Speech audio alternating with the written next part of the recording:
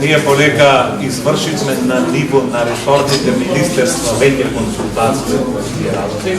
Морам да кажам дека на нивни сугестии изменивме низа одредби и сега сме во фаза во која што ги извршуваме разговорите внатре во комората на база на забележките кои ги добивме од страна на водиските ешалони во владата, за да можеме да излеземе. Со тоа мислиме дека оваа година ќе помогнеме на стопанството во три значајни сегменти. Во делот на гарантниот фонд со кој што ќе се поттикне помош, државната помош на компаниите во делот на обезбедување на колатералот таму каде што не може да го обезбедат посебно малите и средни предпријатија. Со законот за инвестициони активности ќе им се помогне на компаниите кои што инвестираат со државна помош. Тоа и до ден денес функционира, на некој начин ние само предлагаме некои подобрувања. И со законот за практично за обезбедување на побарувањата да ја подобриме состојбата на ликвидноста како три најзначајни проблеми кои што во овој момент имаат македонските компании. Така да тоа планираме да го заокружиме до 6 месец и практично втората половина од годината да се видат некои резултати. Ние тој диалог со владата ќе го продолжиме понатака, меѓутоа ќе бидеме фокусирани на овие три работи и на она што го најавивме, отварање на нови пазари за компаниите надвор од Европа, со што мислиме дека ќе можеме да им помогнеме да се негативниот тренд на извозот во овој момент на некаков начин да абсорбира. Процедурата мерките на владата за освободување на каматите за придонесите за застанатите обврски и дали со тоа се става во неравноправно положение меѓу редовно и ПТВ? Ценам дека владата го имала во предвид при донесувањето на овие мерки и тој факт дека ќе влие на нарушувањето на неравноправноста на пазарот на компаниите, меѓутоа веројатно пресметало дека е помал ризик ова што е.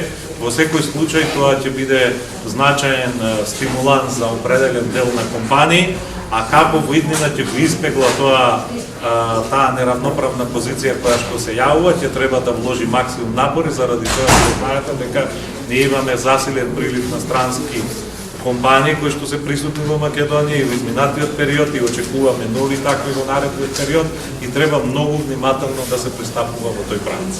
Па оние последни показатели што денеска успеав да ги погледам зборуваат за сериозни цифри. Ние се наоѓаме во една многу голема должничка неликвидна ситуација во која што и она малку што се презема значи многу за да не дојде до целосен колапс на компаниите, да не се запре вработувањето и активноста економска во државата, така да мислам дека треба да сме свесни дека действуваме во услови на криза. Треба да водиме сметка дека во таа работа треба да влечеме потези што ќе предизвикуваат помали негативни ефекти, така да ние во секој случај ќе поддржуваме све она што значи подобрување на состојбата на компаниите, меѓутоа уште еднаш ќе повторам дека мора многу внимателно да се пристапува во тој правец, затоа што Македонија во структурата на компаниите има голем број странски компании, има голем број домашни субјекти кои што морат првата и основна работа е да се заштити нивната равноправност на пазарот. Меѓутоа, кризата ќе наметнува донесување на невообичаени решенија. Сето тоа што ќе продуцира задржување на било каква економска активност над нулата, на било какво вработување, треба да најде на разбирање во овој период, али не да се претвори во пракса. Како ја оценувате заложницата и нејзиното функционирање? Јас нашата проценка е дека се користи толку што предвидувавме, тоа значи малку.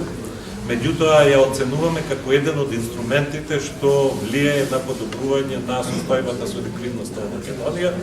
Можам да најавам дека во наредниот период ние ќе предложиме уште неколку иницијативи, најмалку 2 за таа работа и околу подобрување на ликвидноста, така да и тоа малку што е како задолжницата во вкупниот амбиент на подобрување на ликвидноста, мислам дека отвара еден прозорец на подобрување на состојбата и дека таа ќе заживее во наредниот период, затоа што такви се искуствата што ги има таму каде што функционира.